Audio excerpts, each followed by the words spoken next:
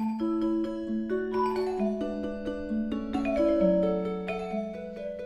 it's Courtney Lynn. So, Kennedy is napping. She finally started napping in her crib. Um, I'm going to do my labor and delivery story real quick. Well, as quick as possible. um, I can't remember if I had said or not in a previous video, but we had induction scheduled for um, Thursday, June 6th at like 8 or 9 p.m. With the hopes of then having her on Friday or at least past midnight at some point, because then her birthday would have been 6, 7, 13, and 6 and 7 equal 13. So that's why I picked that date. Um, Anyways, I would have been almost 41 weeks if she would have been born on Friday. So we had that scheduled. And the day before she was born, on Saturday, June 1st, I just felt kind of weird all day. And I just kept saying to Jason, I feel like I should clean, but I don't want to. And didn't really think anything of it. And he was kind of like freaking out, like, when is she gonna be here, yada yada. And I'm like, she's not gonna come. She's gonna go till her induction. That's the end of it. We're gonna go to induction, so don't worry about it, don't stress about it. We have until Thursday, we'll get everything done, yada yada. She had other plans. So then um, later on in the evening on the first, I kind of felt like this popping, um, like down low, and it kind of felt like my water had broke. Not that I knew what that felt like, but it just felt like this little pop, like something like a water balloon popping. And I'm like, what was that? What was that? And I go to the bathroom, and there's no fluid, there's no anything, and I'm like, okay, guess it was nothing. So I don't know. That was probably like 8 or 9 in the evening. I went to bed at like 3 a.m. Um, Saturday into Sunday, so 3 a.m. Sunday morning. And at 6:30 a.m., I woke up in bed to a gush. I had no idea what your water breaking would be like, but oh my goodness. So I run to the bathroom, and Jason was still up. He was just getting ready to go to bed. And of course, so he had been up for like ever already, 16 hours or something already. So I like yell down the stairs to him. I'm like, Jason? And he's like, what? He could like hear it in my voice. And I'm like, my water just broke. So like he gets all frantic, and he's like, what do we need to do? What do we need to do? And I'm like, it's fine. We've got a little bit of time. I'm like, I'm going to shower and get ready and stuff. And so I had him getting the last few things together, because I thought we were going until induction date. So there were just a few things that I didn't have in my bag. I had the list already and had it all together, but I just didn't have the last minute things in the bag. So I had him kind of working on that, and I took a shower. And um, when I got in the shower, I started having like small contractions, not anything that really hurt, but I could feel it. It just felt like tiny, tiny little cramps. Um, so we got all ready, got dressed. The hospital is like 5 minutes from my house, so I was gonna drive, and then I decided he could drive. We had a running joke. I always like to drive, so we had a running joke of, he's like, "Are you gonna drive to the hospital while you're in labor and not let me drive then too?" So I let him drive, even though I wasn't really all in that much labor, but I let him drive. And then he was gonna valet, and I'm like, "Don't valet, like."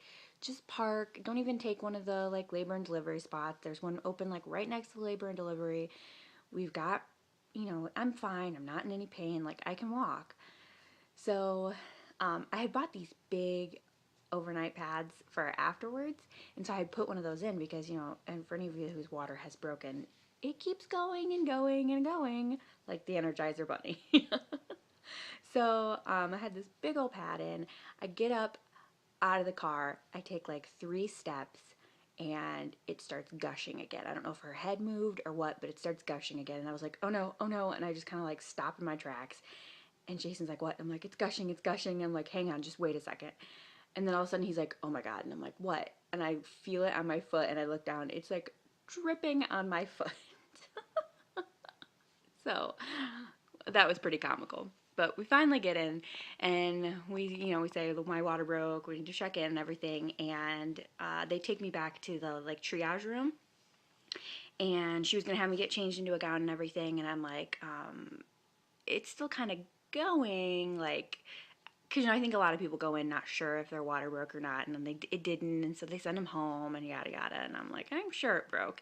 So I'm like, it's still going, and she's like, well, let's just go to the bathroom real quick, and I can just test it there. So she did that, and she's like, yep, your water broke, we're just going to take you straight to your room. I'm like, all right. So didn't even spend any time in triage or anything. Went straight to the room. We got to the hospital around 8 a.m. And I got in the room, got changed. They put my IV in because I said that I wasn't sure if I was going to get the epidural or not, and so they just put it in just to have it ready, because you have to get a full bag of fluid in before you can get your epidural. Sorry, the lighting keeps changing. My light is the window, so the sun keeps going in and out from clouds. Anyway, so they got that going, but I can't remember if they started like a bag of fluid right away or if they just put like the line in my arm and then left it or whatever. But they got me all hooked up to the monitors to see the contractions and everything and her heartbeat. And the contractions were picking up a little on the monitor, but not a whole lot. And so we weren't sure if I wasn't having like regular contractions or strong contractions, or if they just weren't really picking up. So at 9 a.m. they checked my cervix, and I was she said 3 to 4 centimeters. Later on, she said she was being quite generous when she said 3 to 4. But she said I was 3 to 4 and 80% effaced. Like I said, there wasn't really a real pattern with the contractions. But they were starting to get a little painful. Just kind of felt like little period cramps. So they kind of left me. I got on the labor ball, and my hair I just let my hair like air dry, and I told Jason, I'm like, I want to straighten my hair because I'm crazy. So he gets my straightener out for me, and I straightened the front of my hair and put the rest back. And that was just such a waste because I ended up with like the wet washcloth on my face and all that. So it was pointless, but I felt better about it. So I straightened my hair a little bit. I think he has some pictures of me straightening my hair. Like, how ridiculous am I? So they checked me at 11, and I was actually 4 centimeters then at 11. And that's when she said I was being a little generous with the 3 to 4. But so she kind of started talking to me then about possibly placing an internal monitor to check my contractions and see, you know, what's happening. She's like, we need to know if you are or aren't, if they're just not picking up or whatever, so that we know what to do next. And since my water had broke, we were on like a little bit of a timeline, because I think they only let you go like 24 hours ish, once your water has broke before they go to C-section. So she starts talking to me about that and asked me if I know what Pitocin is, and you know, I said I don't. I want to avoid it if at all possible. I'm like, what I don't want is a C-section. I'm like, so whatever steps we need to take to make that not happen, I'm pretty much okay with it, but I want to try to go like as natural as possible. I'm like, I'm not opposed to an epidural, but I'd like to not get one if I can. I'm going to go as long as I possibly can, not getting it, and if I can go without, then great. So she says to me at that point that she's like, I don't think this is a small baby, and she said that I have sorry, this is TMI, but my like passage, whatever, like I forget what she called it, but she said it was very narrow. Basically, my bones where the baby has to come out is very narrow. So she said, I think you've got about a 50% chance of having this baby vaginally. She's like, I'm not trying to scare you or anything. I'm just trying to be real with you and keep you aware of everything. She's like, my guess, I think you've got a 50% chance. She's like, I don't think this is a small baby. So,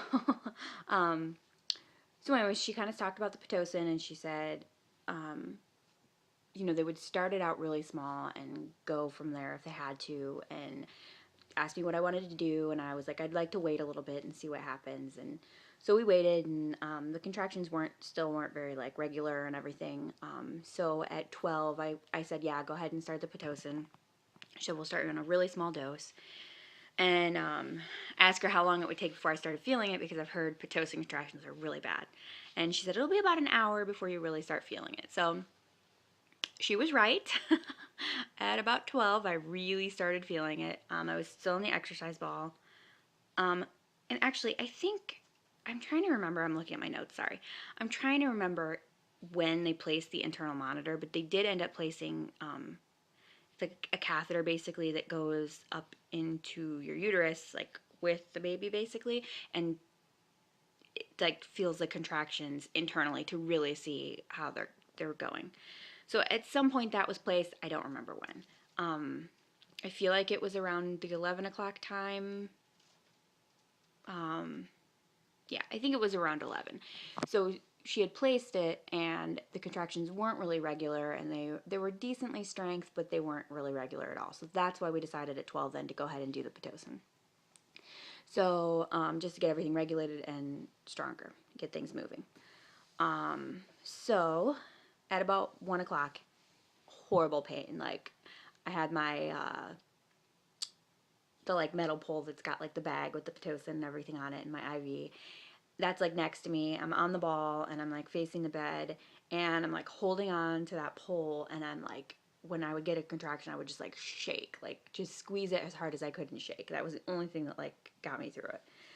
So around 12 or 1:30, I'm like, okay, I need something. And we had talked about like NuBane and other stuff.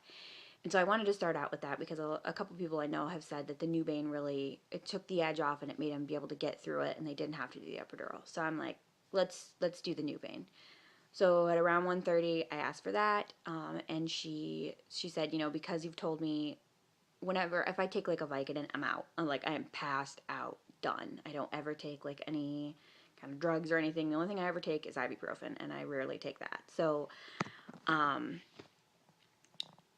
so I'm very sensitive to it. So she knew that I was going to get real loopy, groggy, whatever. It was really going to affect me. So she's like, I'm not going to let you sit on the ball anymore. I want you in the bed because of what you've said. I'm like, that's fine, because I was pretty tired by then anyways.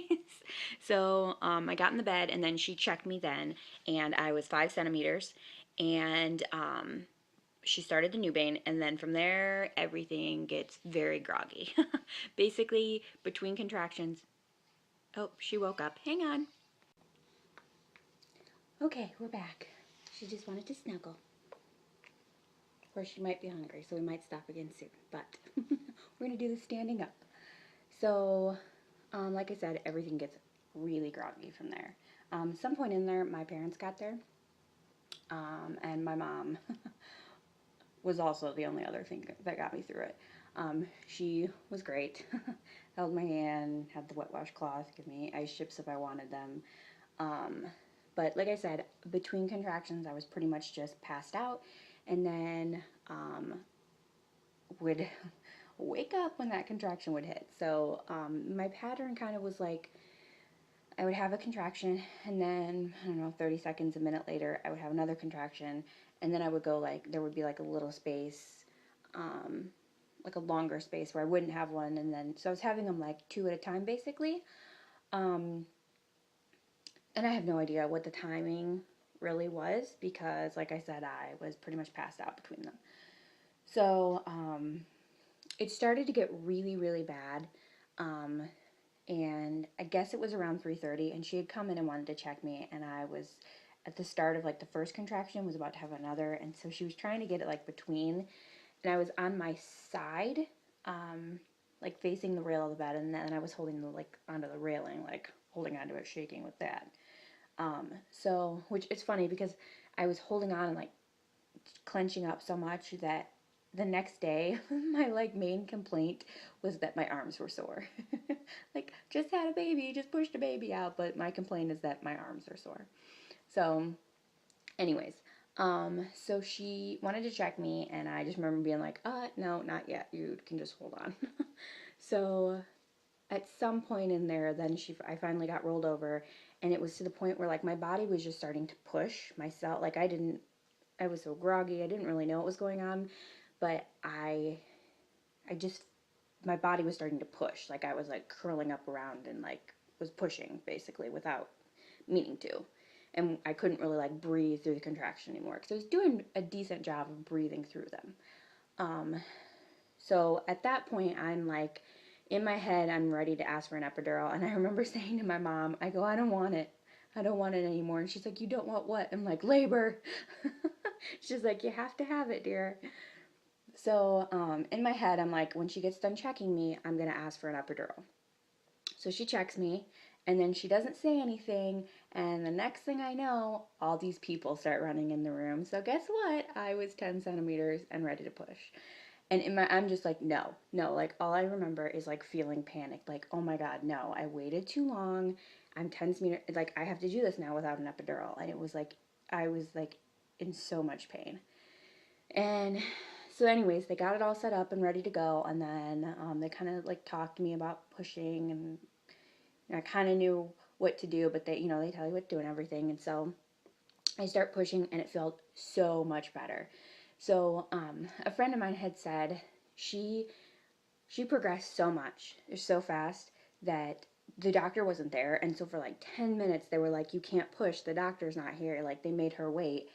And she said those 10 minutes when she needed to push and they wouldn't let her were like the worst. So now I totally get that, because that was the worst, because I was like, I was ready to push, and that's what the pain was so bad. Um so anyways, it started feeling so much better once I started pushing, and I'm like, all right, this is all right. I can do this. Like, it's really not as bad. Like, it felt better than it did before.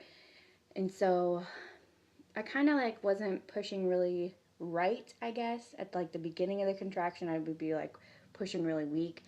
And then towards like, probably like 5 to the 10 count, I could feel it. Like, I could feel the difference between when I wasn't pushing effectively and when I was. So then I started pushing pretty good. And so that was that. I think I started pushing around 3:30.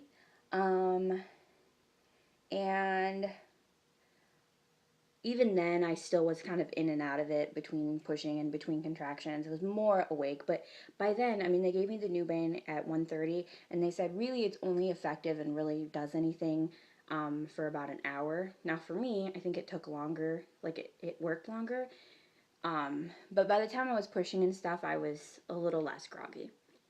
Um, so they had kind of talked to me about the episiotomy, and I kind of said that I didn't want one, and she said I won't do it, and we only do it if we absolutely have to.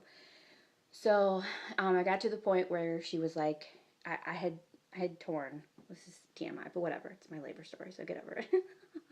I'll put a disclaimer at the beginning. So I had already torn, and I felt that, and it really wasn't that bad. It felt more like burning than anything. Um, it doesn't feel like you would think someone saying I ripped would feel. It really just felt like burning. So I had ripped, and then kind of ripped like up. This is way TMI, but um, and then she said, "Remember we talked about the episiotomy?" And I said I would only do it if I had to. I really need to. Is that okay? And I was like, whatever, just do it. And that hurt. That hurt. That I felt. Um, and for whatever reason, it felt like the space between the contraction when she was cutting was like so long, because she kept just taking like little snips, and I'm like, oh my God, this woman better stop or I'm gonna kick her in the face.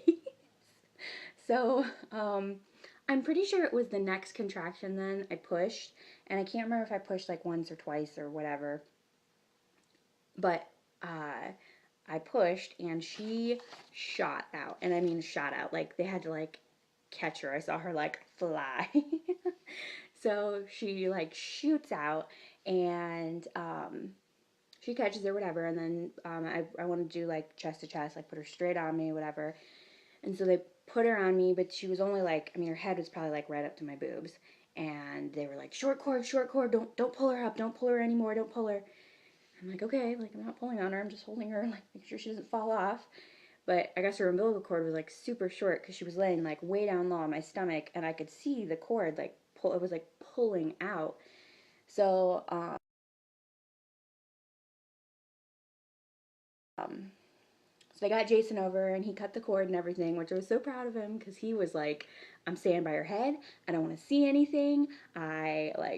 No, I'm not interested. And he was going to cut the cord, but because somebody at work had told him, you have to cut the cord. You have to do it all. Like, you'll regret it if you don't. And so he cut the cord.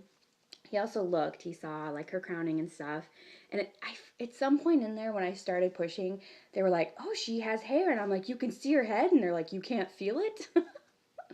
I'm like, "Well, I can, like, I'm in pain, but I didn't know her head. Like, I didn't know you could see her head. Like, she's right there." So, anyways, he cut the cord and everything. And then they put her up on me and kind of snuggled for a minute, whatever. And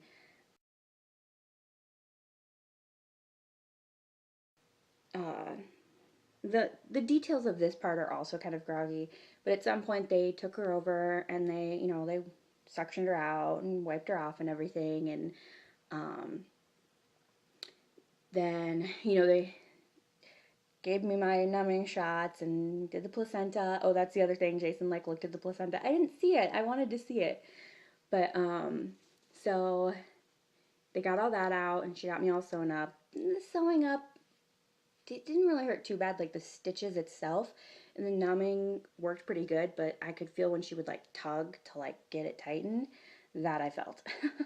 So they said that I had a, what is it, grade 2 tear was what I had.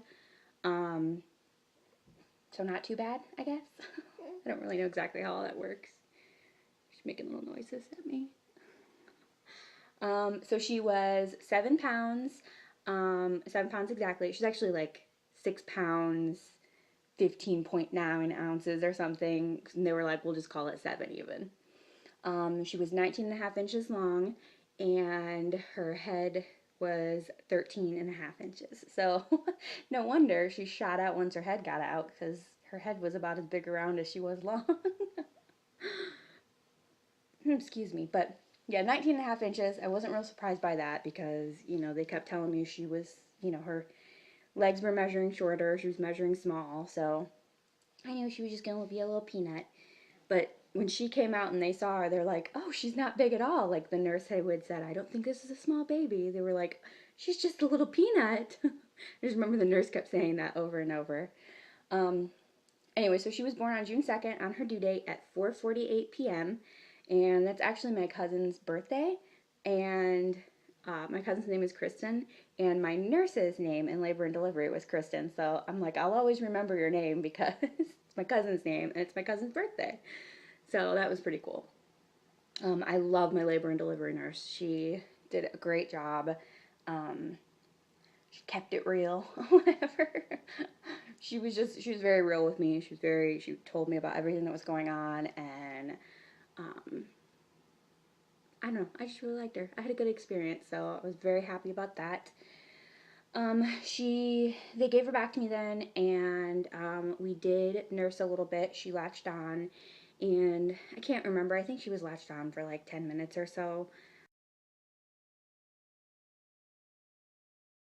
Um, and then we got all ready and moved over to our other room, our recovery room. And because I had had the gestational diabetes, they had to check her blood sugars for the first like 12 hours, I think it was. And her first one, in order to not have to give them formula or do anything, it has to be above 40. And her first blood sugar was 39. So they did give her like 10 milliliters of formula like right after. Um, Part of me wonders if that's why we had so many latching issues in the beginning, but I don't really think so because I had really super flat nipples, and so I think that was the main problem. But we did have latching issues in the beginning, but we got better, and she is a pro now. She's definitely a pro. We'll do I think it's called sideline, where like I lay on my side and she lays on her side, and she will just nuzzle up and find it and just grab on and go.